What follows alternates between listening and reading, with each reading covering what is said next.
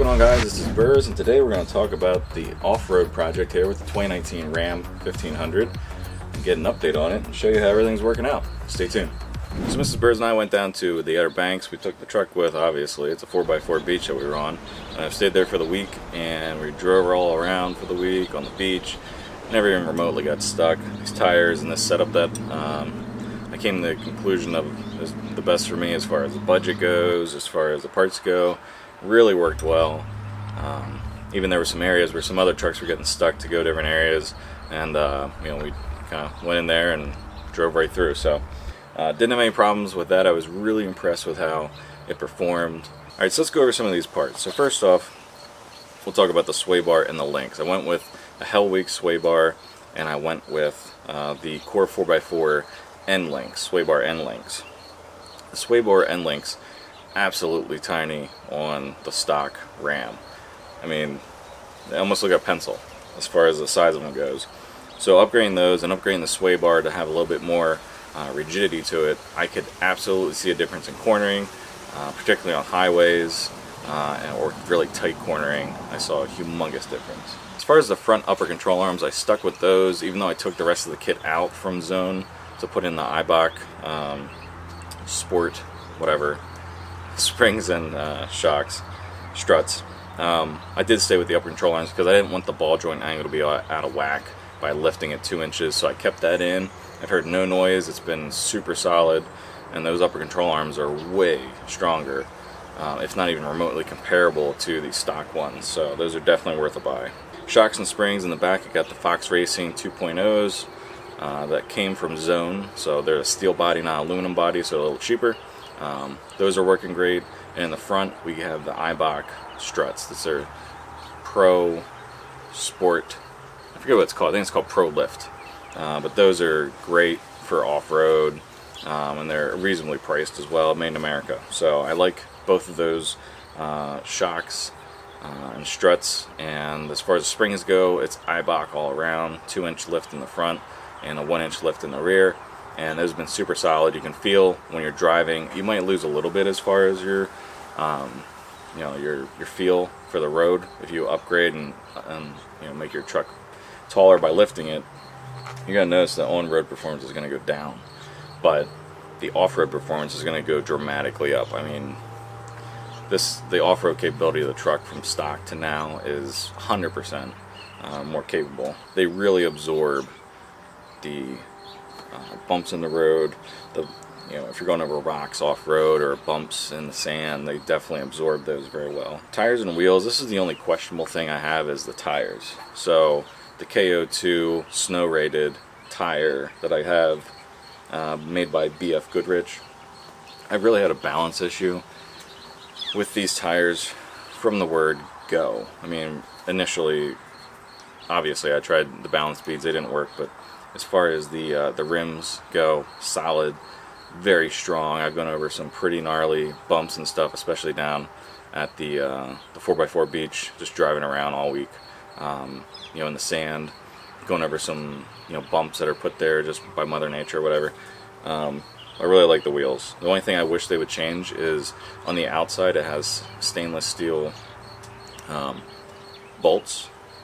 And I'd rather on a black on black wheel have black bolts. That's my only complaint about the wheels. But the tires, I'm still kind of trying to figure them out as far as, why is it a little bit wobbly? It's not enough to complain about, but it's there. You notice it a little bit. But driving up and down, from our trip that we just got back from Pennsylvania down, like 8-hour trip or whatever it was, tires did fine. Now, here's where the big change comes. I had a Weston step bar on the side, which I put on. It took forever. They sent the wrong part because of the model year of my truck, so I had to wait forever. I had one on one side for a couple weeks, and I had to wait for the other side to get a mount from Weston. Finally put it all on, drove it for a few days, rained, and then I looked underneath the truck and there was rust on the bar. So there's a pinhole or something in that bar that's allowing water to get in, and then it's just draining out. So I took those off, and I really only wanted like a quasi rock slider. So I went with the end fab, and They don't rust. I've had them on for a while now. It's more for protection than it is anything else. You could also put a step on it. They do have the step option. I do have those. I just haven't felt the need to put them on at the moment. If you want to put the steps on, you put the steps on, and that's a pretty cool option that you can do that. But I just want it more for protection. Bed rack, RCI, off-road, just got that. I just mocked it up here, so I'm going to go around and tighten everything down, but I just got that, so I can't really talk much about it. It took forever, so if you're going to order one, make sure you give them like at least 2 months of your time before you're going to need it. It came in actually, it was supposed to come in the day we left for our trip, which would have been helpful. So we could have put some stuff up top instead of all in the bed, but yeah, whatever. The storage bin under the seat, the Duha, I think it's called Duha, storage bin under the seat is really cool. It goes in perfectly, doesn't move around, holds a bunch of stuff without having your stuff fall out underneath the seat onto, you know, the carpet in front of you. Holds a lot of stuff, so I really like that, and I highly recommend that. Pedal Monster is the one thing I did because I've noticed on a lot of new cars there are delays in the pedal. So you put the pedal down and you gotta wait for it to finally go or whatever. You think it's the truck or the car, but it's not. It's actually the sponge that's kind of built into from stock. Pedal Monster took that completely away, and the setting I usually use is a City 8. I think it's a 7 or an 8, somewhere around there. The high end of City, so it has multiple things, you know, like stock, City, Sport, Track. And it's basically just telling your computer on your car or your truck that the pedal's further down than it really is. So it increases that as you change the settings. That's really cool. It also has a built-in safety. I actually accidentally hit update firmware when I was driving, and you could feel it went out of City, whatever I was in, and it went back to stock. So it has the, you know, if power were to go out or that whole system were to go out, it has a bypass that goes, allows it to go back to stock. So that's a safety feature I don't think any other thing on the market has. So there's that, and then the air intake, you definitely feel a difference at full throttle. It's, you know, when you open up the engine, you know, you definitely notice a difference when it comes to the air intake. You hear a difference, very, very loud, but you also feel a difference that on the top end, you're getting a lot more power. Alright, now let's talk about the fridge. A lot of people have coolers, which is cool, but the thing that I've noticed with the fridge is you're going to go through a few coolers and you have to always buy ice, and the thing with Snowmaster is it's the best. It really is the best. This is their low profile, so it fits in the bed, at least of the RAM, underneath. So if you were to put a tonneau cover over, you wouldn't have any interference. Some people have actual cabs in the back, which I'd looked at before, but with our setup, this is a 65 liter, and it works really well. The cool thing about this is you can run it off of your battery pack.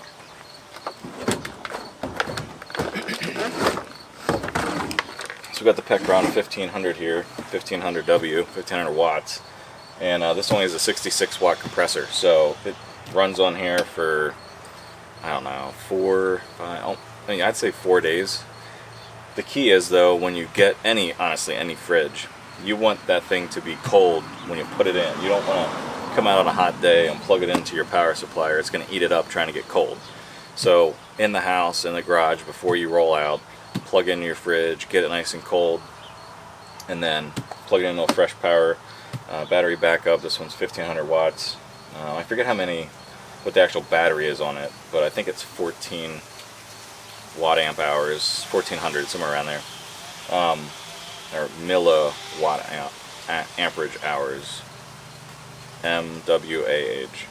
Anyway, that's the capacity of this. So you can get a good 4 days out of this as long as you cool it before you leave. And then this could charge up with solar panels, which I have Renogy solar panels that I run in conjunction with this. So the cool thing about that is you don't necessarily need as large a cooler or fridge, electric fridge, as you do a cooler, because a cooler, you're using a third of it is ice. So if you have a 65 liter and you get a 65 liter fridge, you're going to notice you're going to have some more room because you're not putting ice in here. So Snowmaster makes a whole bunch of different ones.